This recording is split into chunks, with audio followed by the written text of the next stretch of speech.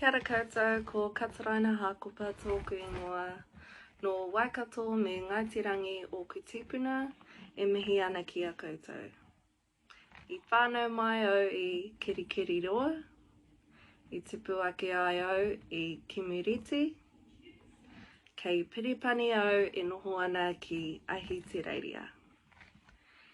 He tauira au I roto I tēnei wānanga, ko te mea tino pai ki a hau, ko te whānau, ko te reo Māori.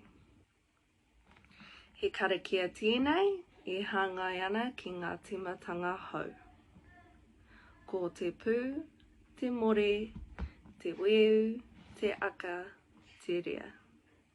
Ko te waonui, te kone, te whē, te kore, te pō.